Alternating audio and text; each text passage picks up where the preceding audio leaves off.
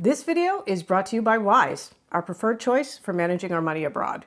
Well, Hello. Again. We're going to talk about Dutch stereotypes. Are they real? Are they true? Are they myths? False? Huh? Are they myths? Myths? Are they myths?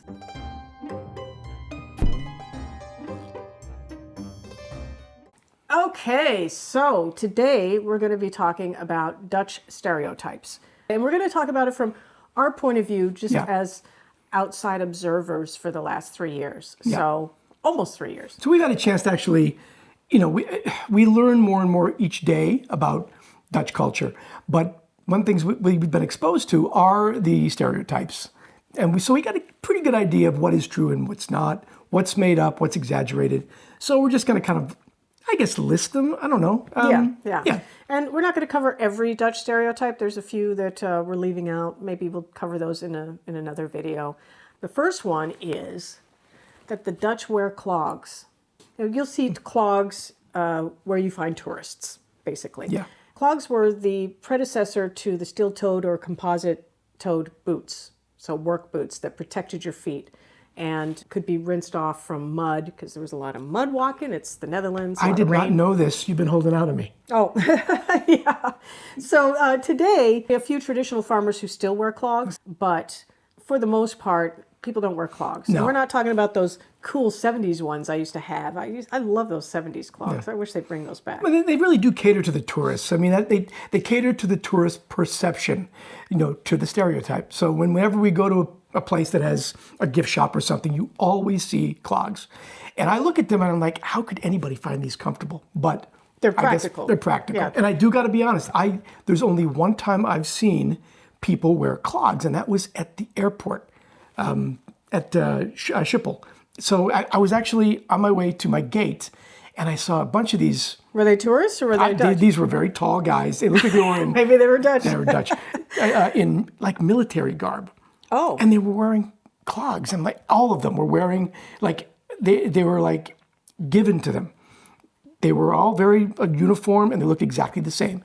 Very, very new too, right? They looked very new, and it's like, you know what? That's the only time I've seen them, and I was fascinated. So I took my camera out, and I immediately started taking pictures. So I wished I had them. I don't have those pictures to give you, but it was fascinating to me. Yeah, I didn't even know about that. That's interesting. But if you see the Dutch with clogs, they're usually nailed to the side of their garden shed. It's like nailed. It's like just hanging there on the shed. It's like I see what you're saying, it's more like a garden ornament now. So I don't see them. What do you guys think? Do you see clogs quite a bit, or are there certain occasions where people wear clogs? I don't know about that. I'm just really curious of when the clogs come out and when they don't. When the clogs come out. Yeah. It does sound like a song, doesn't it? It does, yeah. So there's the clogs. The other one is that there's tulips everywhere in the Netherlands. The perception. The perception, yeah. Tulips have a long history with the Dutch. They first brought them here during the Golden Age, and it is true that like the early tulip bulbs cost more than an entire Amsterdam canal house. And then they started cultivating them right here up to the next town from us in Leiden at the Hortus Botanicus. They started cultivating them, and then they became widespread to the point where basically the stock on tulips crashed. It caused a crash. It became very dispensable then. So they've had that kind of history. Then during the hunger winter in World War II, people were having to eat them to survive. Many people died. A horrific number of people died from starvation. A lot of the Dutch who live here today are probably alive because their grandparents or great-grandparents were able to stay alive with tulip bulbs and that kind of thing, which are toxic. You got to prepare them in a particular way. But in general, yes, tulips are an export, but so are so many flowers. Yeah. The Netherlands is a massive exporter of flowers. They have the flower auction. Mark, his first job here was at Royal Flora Holland, so he can tell you there's a lot more than tulips that come out of the Netherlands. But the tulip fields have certain requirements, so they're in certain pockets of agriculture in the country. You'll see tulip fields, but only for a brief couple weeks in April and sometimes into May before that's the end of their blooming season.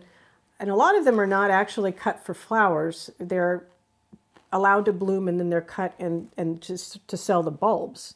So, And they're shipped all over Europe. I mean, like she mentioned, I worked at Royal Flora Holland, which basically these flowers all come in and then they're in auction and they send them all over Europe. So yeah, so they're not everywhere.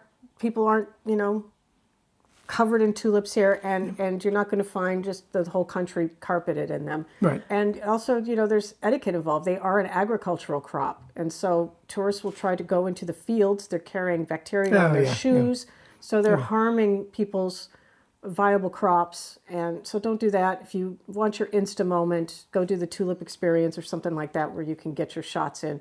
Don't go marching through a farmer's field. That's just... don't do it. So yeah, the tulip thing, because they're exporters and they're well known for their history with the tulip of cultivating it in Europe, you could say that it's partially true, but no, you don't. It's not a country full of tulips. Just like it's not a country full of windmills. Windmills are in specific places. They served a particular function. Many of them survive, but the whole country doesn't look like Kinderdijk. But tulips are fairly cheap now during that season. Yeah. Yeah, but let's be honest, there are a few Dutch stereotypes that are right, like how the Dutch are famously frugal. And we've mentioned this in another video, that the Dutch don't like to brag unless they're getting a good deal. And I'm about to brag. What are you going to do? Well, we are planning a trip to the Vartocht Marker Vaden here for a future video. And I just happened to find this 20% off coupon in this booklet here, given to us by Cindy, a friend of the channel. Hi, Cindy. Thank you. Thanks, Cindy. And this is where our sponsor, Wise, comes in handy. So Wise is an international payment provider, and they're designed specifically to save you cash across borders. And they even let you convert, hold, and move over 40 currencies all in one place, which is why we have used them since moving to the Netherlands. So I have some British pounds in my Wise account from a purchase I made, and I accidentally converted too much. So it's just sitting there doing nothing. So I'm going to use that money now. So I'm going to convert 20 pounds to euros. And down here, it shows you the fees before you even convert it, and it's only 7 cents. I can't beat that. So I'm going to convert it like this. Easily done. And I don't even have to send it to my Dutch account, which is quite expensive, because I can use my Wise virtual card to pay for the tickets. So I'm going to do that, and bam, done. So I just saved 20% on the tickets, but I also saved a lot with the conversion fees with Wise. Now, here's the thing about Dutch frugality. It's not about being cheap. It's about being financially smart. You should never waste your hard-earned money on things that don't add value. No. And if you've ever tried to send money abroad or pay an international bill, or you travel countries with different currencies, you already know that traditional banks love to hit you with those massive hidden fees. Or foreign ATMs love to beef up those conversion fees. They disguise their markups in terrible exchange rates, and suddenly you're losing a chunk of your money for no good reason. And that's why we use Wise. The best part is that they always use the mid-market exchange rate, the one you usually see on Google. With Wise, you see exactly what you pay for and what the recipient gets right up front. It's transparent, it's fast, and it's incredibly efficient. So efficient that Wise even gives you local banking details, which is handy if you regularly handle currency outside of where you live. And the Dutch love transparency and efficiency as much as they enjoy a good deal. So if you want to embrace your inner Dutch and stop throwing away money on useless fees, it's time to make a smart move. Now, you can sign up for free using the link down in our description below to get either a €500 fee-free transfer or a free card. Your wallet will thank you. Now let's get back to the stereotypes. So the other stereotype is that the Dutch are tall. Now, it's less of a stereotype because it's actually, like, per capita, it's true. It's true. Yeah. They are statistically the tallest people in the world. Yeah. I just recently read this. I'm not a bit surprised. I see people who are at least 6'5", 6'6" every single day. And I'm a short guy. We're both short people. So I wish, I wouldn't have to do this like a lot of times for people. But I think it is a very true stereotype. It's true, but it's interesting because the Dutch are much more diverse, I think, than a lot of foreigners believe, or at least a lot of Americans. They picture a lot of blonde-haired, blue-eyed, tall people. Yeah, but no, the Dutch are not diverse. Yeah. So not everybody is tall, but also, things aren't just made for tall people around here. Like our countertops and all that, we're fine with them. Seats are fine. In fact, seats are like public transit seats are a little roomier, which is nice for everybody. But I do, when I see somebody walking down the street coming at me and they're like 6'5", 6'6", I said, that's Dutch. That's a Dutch guy. So, I mean, whether or not that's true, I don't know. But I do know the stereotype does hold true in a lot of ways. But it also is interesting because of the attitude here about being tall. Like in the U.S., we would get teased, bullied, picked on for being short. It was a thing that just like, ha, you're short, and I bet you can't reach this, etc.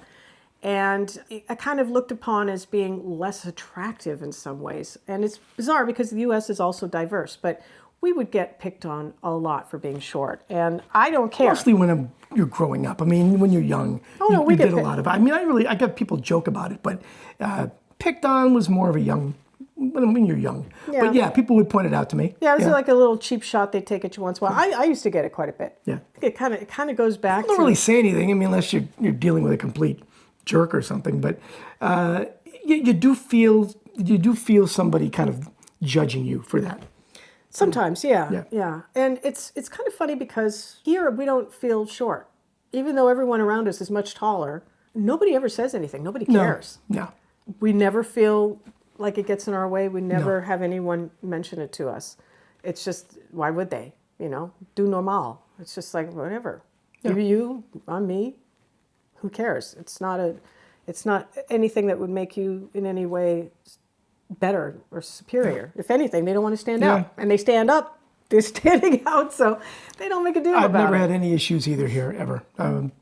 It's people who are very tall, they just feel very comfortable in their skin.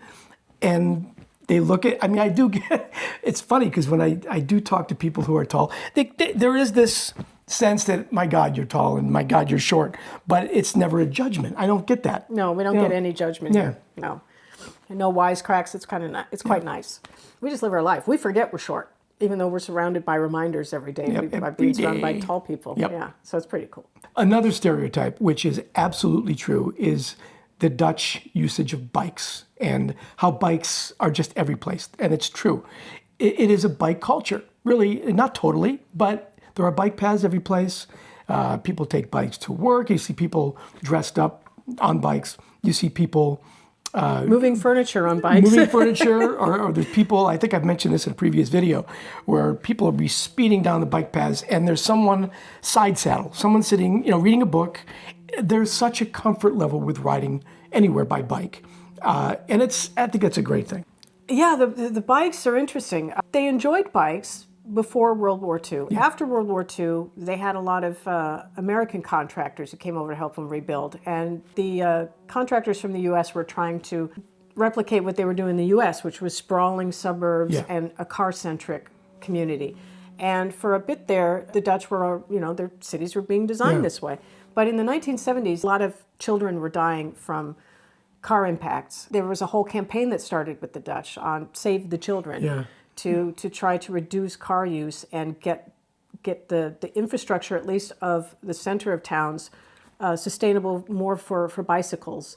Also, the green movement was happening in the 70s, so it was more ecological as well. We see a lot of photographs from that period. There'd be traffic jams. There'd be cars just not moving for hours, and they realized something had to be done about this. So they really began the bike infrastructure plan to really expand bike paths all over the country, and they have. And it took off. And so even if you have a car, you have a bike. And I think it's something like the per capita is almost like 2 bikes per person or something like that. I didn't know that. There's a lot of bikes here. And there's a lot of infrastructure here. So it makes it very, very easy to get around on your bikes. It's a lot quicker and easier than trying to find a parking spot. Yeah. And a lot of the old dorps, the old town centers here, were never designed for cars. And so it allows them to also sustain their monumental buildings in the center of towns without having to build car infrastructure. Bikes are the easiest way to get around those smaller streets. I take the bus to work, so there's a lot of rules that are in place.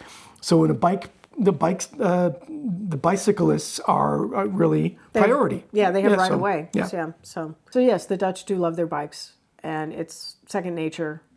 You know, we're still learning to be comfortable on our bikes because you know, we moved here. It had been 40 years since I was on a bike, and you know, as a kid, I loved my bike and I loved biking, and I did some long distance bike rides and that kind of thing. Yep. But there are heavier bikes here, and also, you know, I'm a little more risk averse at my age, so Both of us. I get a little terrified of Both getting of us. something We're wrong. not ancient, but at the same time, we're a little more cautious. I'm envious. I'm Yeah. hoping one day soon that I can feel as, I mean, I'm never going to feel as comfortable as they are, or not, maybe not never, but it's going to take me a long time to be that comfortable because they've had a much bigger head start. I mean, Yeah. you know, you see our little kids around our neighborhood getting on their bikes and learning how to move from the trike to the bike. Yeah. And yeah, it's the way of life. It's pretty cool. Even like a lot of the buses kids go to school in, or when they're out on outings with their teacher at preschool, they have these little bike buses that they take them in. Yeah. It's like a little 6 or 8 seater for the kids. Like one of the things that surprised us when we first moved here was we would see like the FedEx drivers on bikes. Yeah. And it was like, oh, they deliver everything. FedEx drivers, Yeah. and I mean, yes, they have trucks. They do have trucks. No, but they have also the little carts. little carts that they would use to use. That surprised us. So there's a lot of bikes, Yeah. commercially and personally. Another thing I noticed about the bikes too is all year round. Doesn't matter how cold, doesn't matter if it's pouring rain. You see people out there on bikes, and there's people. It doesn't even seem like it bothers them. There's no discomfort on their faces. It's just I'm going about my business, going to work, going to the market, wherever. Yeah. People are so used to being on their bikes that there's almost a numbness to weather conditions. Oh, speaking of the weather, there's another stereotype that the Dutch are fond of complaining about the weather. To be fair, I mean, the weather changes with the drop of a hat over here. It really does. I mean, if you see a completely blue sky, and you go out without your umbrella, you're not being very smart, because 5 minutes later, clouds roll in and you can get poured on. And that doesn't seem to bother the Dutch either. They expect it. If you expect something, it's easier to live with it. You know, it's one of those things where kids in the U.S. and Britain would be told, if you have nothing nice to say, talk about the weather. And That's true. that was like the one touchstone that everyone experiences equally. And so people would discuss the weather to strangers, etc. And that's the way it is here. So I don't know that it's not so much of a Dutch thing that I mean that it excludes other cultures, but it is a Dutch thing. They do complain a lot about the weather, and they have a lot of words for the weather, a lot more than English, I think. Yeah, there's so many words to describe the weather in Dutch, and I think I'll spend the rest of my life learning them all. Examples? I'm not giving any examples now, but Well, we've gotten used to it. I mean, I never go anywhere without my umbrella. I mean, I was joking with colleagues at work that, you know, I forgot my umbrella one day, and it was because I looked outside in the morning. I was in a hurry, and it was beautiful. And I said, you know, I'm not going to need it today. Wrong. I mean, as soon as I left work, it was a dousing. And I just said to, my colleagues, I said, you know what, I should staple the thing to my wrist so I never forget it again. So it's always with me. So as long as you have it with you, you're not going to get wet, but you got to expect it, okay? It's just the weather changes. It's just the way it is over here. You've been good here about your umbrella, because in New York City, many a subway inherited Mark's umbrellas. He was constantly leaving them. It every place. So it's impressive how long you've had this umbrella. It's more out of just necessity, because I don't want to get poured on again. So. But I don't tend to use an umbrella unless it's a downpouring, and I don't have an umbrella. I have a poncho that I just pull out of my bag. But they will ride in it on their bikes, and there's the I think it's called Buien radar. Buien radar, which is an app that shows you the radar pictures, and exactly a lot of people where the rain is, and then you can a lot of people will use that before they go out to bike to the store or whatever, just to make sure they're between the raindrops. And it's pretty amazing how accurate it is. So it's pretty much to the minute of when the rain is going to start. So you know where you can ride, where you can walk without getting touched. So yeah. So yes, the Dutch do complain about the weather quite a bit, but they're also very practical and matter of fact that it is what it is. Yeah. Yeah. So the next one is yummy. It's a little cheesy. Yeah, that the Dutch love cheese. They're cheeseheads. Yes, and thankfully so. But in a not so good sense, I gained some serious weight when I first came over here. The Dutch have great cheese, and they love their cheese. And we've gone to several places where we've seen so many different varieties. You can't even count them. It's just incredible. I'm from Wyoming, but I spent my formative years in Wisconsin, and Wisconsinites are known as cheeseheads. A lot of cheese is made there. That's the big region in the U.S. for cheese. And I have not seen in my life that much like regional cheeses until we moved here. And it was so nice. It was like coming home. Yeah, and it's hard to discern. Like, there's a lot of Belgian cheese and a lot of other different types of cheeses besides Dutch. But some of the tastiest cheeses I've ever had are made right here. Yeah. And fun fact, Mark's, now forgive my pronunciation, but this is how they said it in the U.S. I know the word is gouda, but when Mark... All my life I've said Gouda. Gouda. But Yeah. that was his nickname. Yeah. This is long before we ever moved here, or ever considered moving here. In college, his nickname was Gouda. Because I was in acting school, and I did this scene that they considered cheesy. Okay, cheesy is kind of corny, kind of like eye-rolling scene, for fun. And the second I did that, one of my classmates said, "Your nickname is now Gouda. We're going to call you Gouda," because it was such a cheesy scene. It was just outrageous.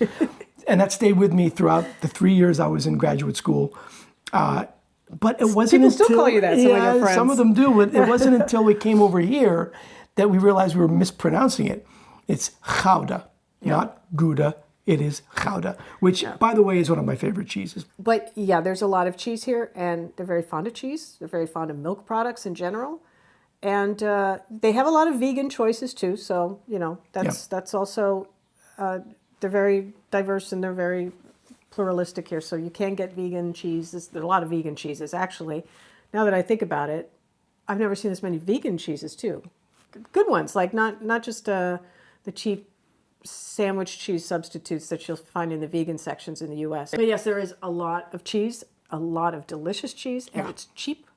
Cheese shops, so it's like, rather than be seen as like a luxury item, to have a cheese shop. Every town seems to have a cheese shop, and you can get it at the local markets, and it's not ridiculously priced. Like if you go to a farmer's market in the U.S., the food costs a lot more than the grocery store. And here, the weekly markets, the town markets, you can get cheese cheaper. Yeah, and they'll have cheese on special, right? There'll be like a cheese of the week or whatever, and it's very cheap and really good. I like Oude Rotterdamse. Oude Rotterdamse. Yeah. Okay. But yeah, there's a lot of good cheese, and we're still working our way through it. When I first got here, you get all the cheeses from, you get Brie from France and all that stuff. Good mozzarella, that kind of thing. But at first, there was a lot of Gouda and Edam, mostly Gouda. And I thought, it's like 50 different types of Gouda. How can there be 50 different types? There is, and they're all delicious and distinct. But yeah, I mean that contributes to how tall they are. Is one of the theories is that they have so much milk products. Milk products, and there's a lot of Dutch people who prefer just a cheese sandwich for lunch. Yeah, that's true. Lots of cheese. Oh, and don't forget the borals. There's never a shortage of cheese. Matter of fact, we can't finish the piles. Sometimes there's piles of cheese, depending on where you go. But it's always so good. And we'll pocket it and take it home. It's like candy. Yeah. And you got the kaas soufflés. Yep. Kaas. Yeah. Lovely. Yeah. Watch the waistline. We actually just went to the Kaas Kopenstad in Alkmaar. Alkmaar is a famous cheese market. There's also a lot of history of the cheese auctions that go back, 400. I Yeah. think the first one was in Alkmaar in 1593, I think. Was one of the first ones anyways. And so they've been going for a long time. A lot of them now, a lot of those markets are for the tourists. Yeah. But it shows that the history with cheese And they goes have way them back. certain times of the summertime, right, where they'll reenact these markets, but on a smaller scale. So you Yeah. can see exactly how it was done, hundreds of years ago. And yeah, it's Yeah, very but- interesting, actually. We were recently in Gouda, speaking of Gouda, where we actually saw the square where they had these markets, and it was vast. You could see how wide open it was and what it must have been like, cheese as far as the eye could see. That must have been amazing. But yeah, unfortunately, they don't have those markets anymore. So, I don't think so. no. Let us know in the comments if we're wrong, if there's actually an active cheese auction going on. But yeah, so that's another stereotype that's true. Yeah. So those are just a few of the stereotypes. We're going to do a part 2 on this video because there's a few more that we want to cover in a little more detail. And let us know what other stereotypes you want us to cover in that video. Yeah, and also the ones that we did cover. I know there's people have opinions and everything, but let us know if we got it right. If some of you disagree, let us know that too. And also, if we're missing anything, just let us know. But thanks again so much for joining us, and we'll see you on the next video. Thank you, guys. Tot ziens. Thanks again to Wise for sponsoring this video. And don't forget to sign up using the link in the description to get either a €500 fee-free transfer or a free card.